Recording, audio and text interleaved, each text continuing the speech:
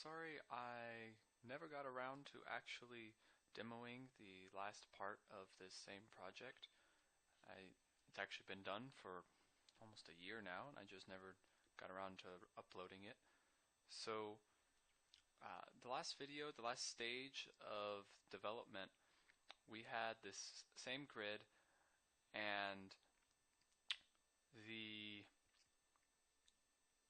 as a player walked around, a new area would be generated. So I'd come over here, and we'd get that new area, but the entire map was still displayed.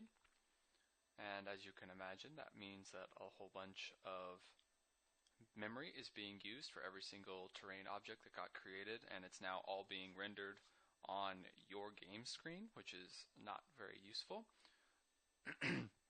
So the first thing that this one does is whenever you move to a different area, it actually only will show connecting adjacent nodes.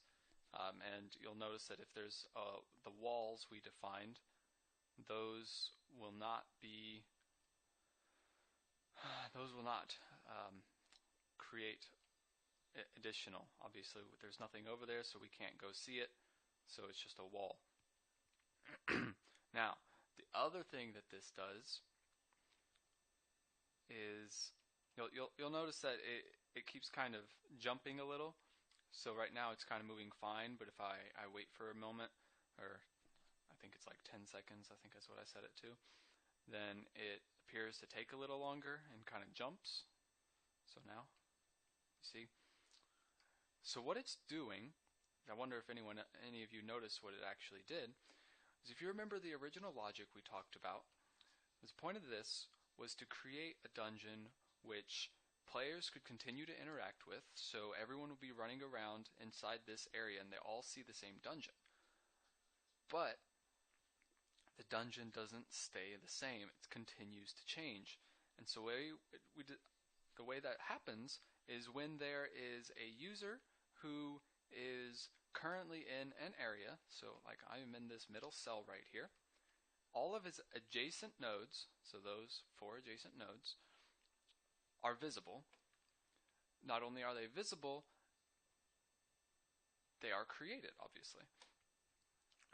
Now, when a user goes to a different node, the new area gets created, but if he goes back, we're still looking at the same stuff. So see this same kind of shape that we've got here, and this thing up here. It looks the same. But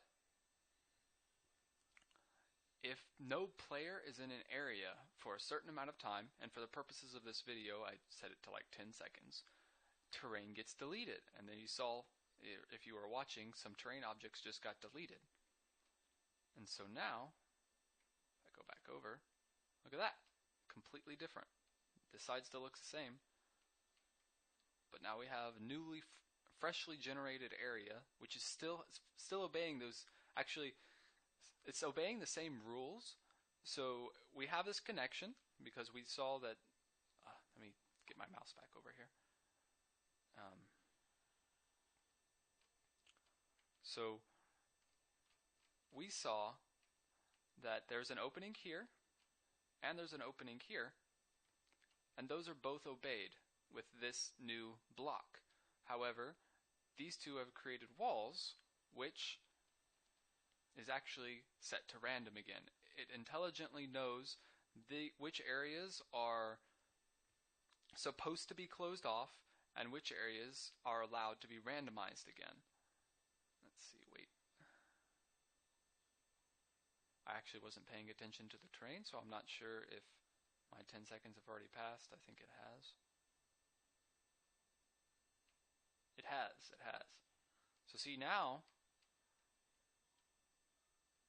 we're getting completely different stuff again. And so those new areas that got generated have 4 blocks open instead of 3 or 2.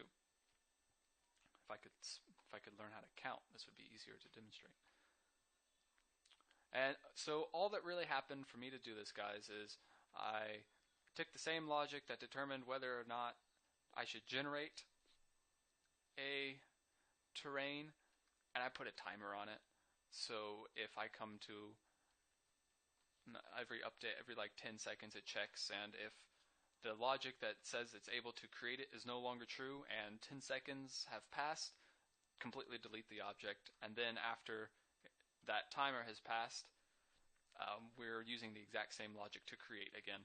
And that's really all there was to it. I hope you enjoyed it. Thanks for watching.